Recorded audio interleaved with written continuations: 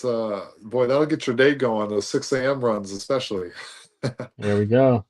I did that a little bit in March last year for March Madness, and it was fun, man. It's good to get up and down, and I can be an early riser, but I don't usually rise early to run up and down the court. But after a couple of games, your blood gets going, and you're good to go. Yeah, absolutely. It was JMU, by the way. That was the team, James Madison. That's So right. that was Yep. the team they canceled. And James Madison's been a decent team the last couple of years, so that makes sense why he Yeah. canceled. He doesn't want to Yep. lose that one. He wants to play VMI instead, whoever the heck that is. Yes. some VMI, man. some low level Virginia team, I guess. I don't know. It is. It's a Um, Virginia team. It's a military school, and okay. my dad went to Virginia Tech, and so the little rivalry there, and he calls them the Virginia Marching Idiots. That's perfect. Bald Eagle kid plays for me. Well, because I know VCU. I know VCU. Obviously, Yeah, that's where we got Mike Rhodes, but I've not VMI. I think I've seen, but I don't know as much about them. So, yeah. um, so Dan one Earl. player I Dan wanted. Earl was the coach there at VMI. Do you remember Dan Earl? That name at all? He was back in like the '90s, point guard for Penn State Oh, basketball, and okay. he coached at VMI. Tough, tough place to win because Yeah. you're recruiting as a military school, Yep. and so it's hard to get guys. It's But he gotta actually be. did pretty Yeah. well there. If you're like 500 at VMI, that's a really good season. And you're staying. You're staying as the head coach. Yeah, yeah, um, what's his name? So Tunka's a player that you saw flashes in the beginning of the season, and then you saw flashes throughout the season, like once the middle of the season came. But I think he was just too inconsistent to where, like, I thought he was going to be a star. And these guys are all freshmen from overseas, right? So they have time to grow, but just little mistakes that you can clean up, like just like not paying attention and running or passing the ball into the other team and just stuff like that. But Tuca, I think, has the athleticism to be a very good player. He just he needs some more time. So he's a player I was excited about, still am. He just kind of hasn't done much as of recently. You know what I mean? Like against Iowa, he had then for 14 minutes he had a point. So yeah, he didn't play that much, but um, 0 and 1 on field goals. No, 0 for 2 on field goals actually. So he's a yeah. player. Mason Blackwood, I think he's going to be good next year. He's a true freshman. It's hard to when you're not Caden Mingo. It's going to be hard to really play in the Big Ten. And then it stinks that we didn't get Caden's brother Dylan. I know he went to Baylor, right, or UNC? UNC, UNC.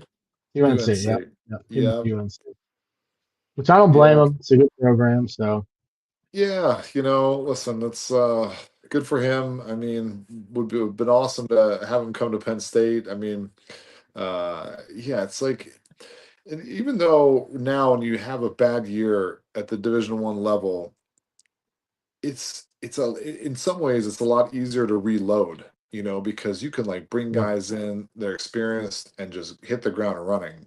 Whereas like in the past, like if you had a coaching change and people transfer out, you can't just get transfers to play right away. They got to sit out, or you get a bunch of freshmen.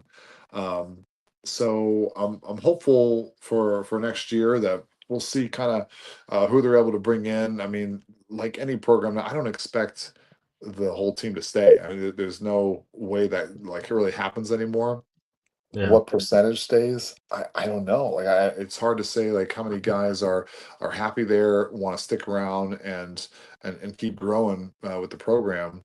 Yeah, Yep. Tuncha, nice player, like you said. I think you really hit it on the head. He really showed some flashes of what he's Yep. capable of.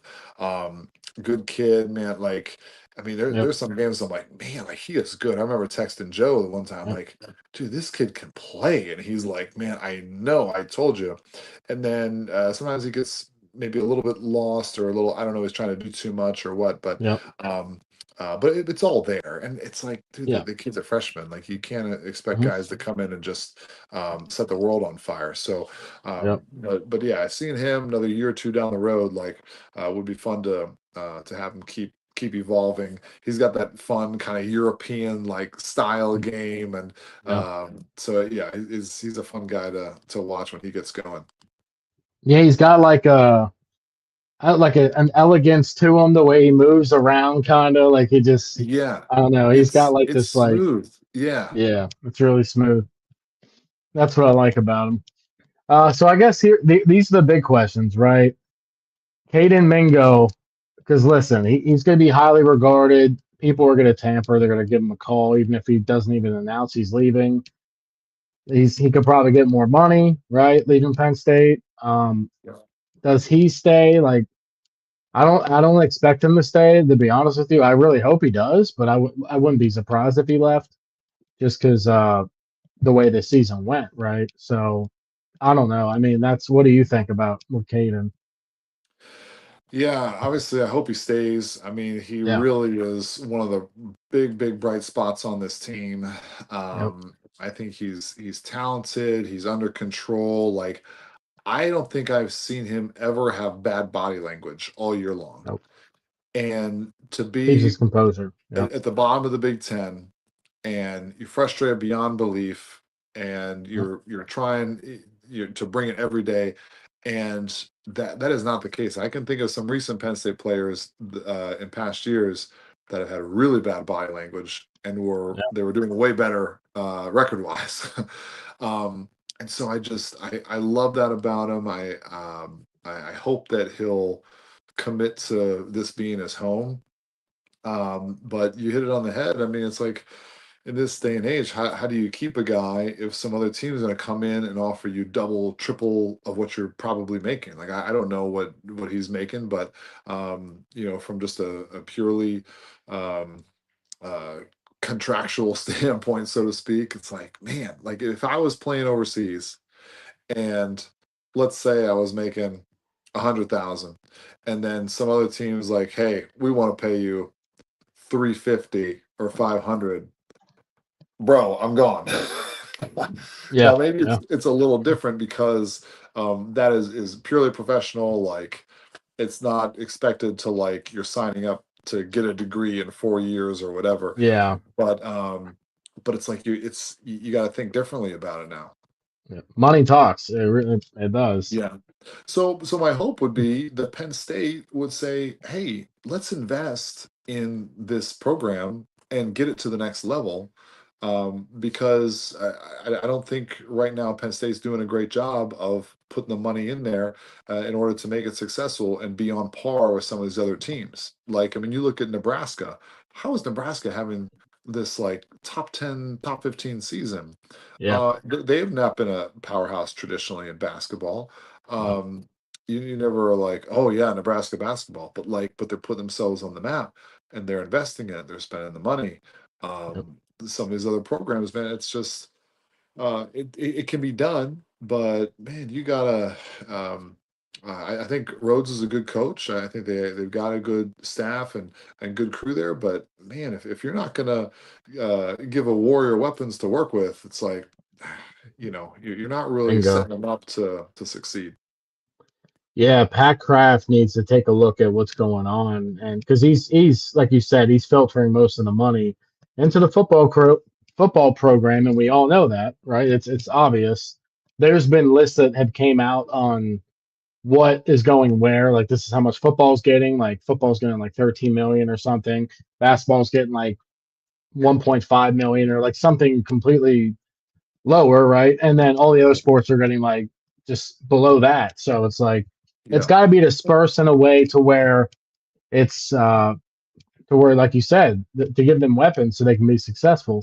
Um, yeah, I don't know. I do like the coaching staff. I like obviously Joe Crispin. I like Mike Rhodes. I really do. I just this year I don't know what went wrong. Like you said, we do have a lot of young guys. Had some injuries too. I mean, Mingo broke his nose, right, and had to play with that mask on for a couple games. That can't be easy to play with either. And he played pretty good with it on. Not yeah, as good, yeah, but he still played like himself for the most part. That's got to yeah, be difficult. I think a lot of these overseas guys are going to stay if Penn State wants them to stay because they're young. Uh, I don't know how many chances are they going to get after the season, right? They like how many teams Penn State's level are going to give them a chance, right? So I think they're going to stay and make something happen for next season. But I don't know when it comes the topic who's staying and leaving that has to do with coaching too. So Yeah. if Mike Rose does get canned, then that really sucks for our boy Joe Crispin and the rest of the staff. So um, that's something that's up in the air at this point, right? Yeah, I mean, you hear whisperings about that, and maybe it's just social media, just people Yeah, doing that. If you're not uh, winning, if you're 500 or whatever, it's like people have such short amounts of patience now, I think, compared to before. I mean, it used to be like, okay, if you've got like a 6-year deal or 7-year deal, like, for sure, even if you have like a losing season or two, you're gonna weather that storm and keep growing. But yeah, I mean, gosh, I don't know. Who knows? I hope he sticks around. yeah, I like awesome. Rhodes. I like those guys a lot. I think they've been really. They care a lot about what they're doing. They really care about their guys. I think they've grown to really love and embrace Penn State in a lot of ways. Yeah, But they just like a lot of us. They just want to see it get better. And I know how much work those guys put into it, man. It's like that's yeah, what I just my heart goes out to those guys sometimes when it's like, man, the clock's ticking down at the end of the game, and it's like, it's a frustrating profession, right? You get all the highs of like, when you're winning games and the yep, crowd's excited, you're bringing a lot of joy to the fans, the university. And then, when you're not winning games, it's like the complete opposite. It's such yep, an emotional thing.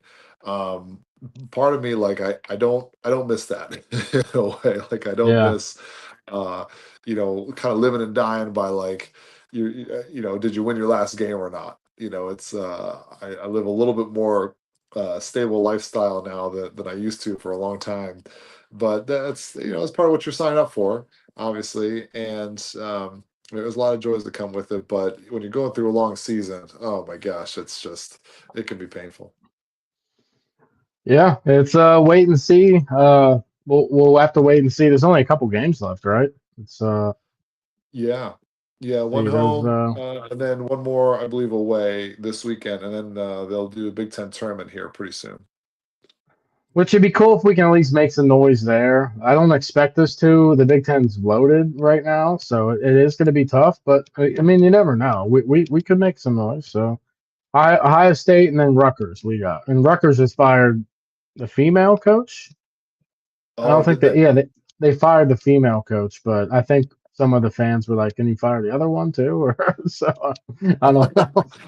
I guess Rutgers is going because they weren't good this year either. I don't think they were. Yeah, they struggled. And the funny thing is, they had that Yeah. really good freshman last year. I think he was a first Oh round my! pick. I couldn't stand him when we played him because he was making everything. I could not stand Yeah, him. yeah, he was Yeah. tough. And when we played them the other week, I went to that game. Man, their center was like the biggest chiseled dude I'd seen in a long time. He just Oh, they was this like animal of an athlete. I didn't know him going into the game, and I walk in, I'm like, oh my gosh, who is this guy? And he was really Emmanuel. good. Yeah, Yeah, I Emmanuel couldn't. Ogboli or something. That's his name. Yeah, I couldn't pronounce his last Holy name, cow!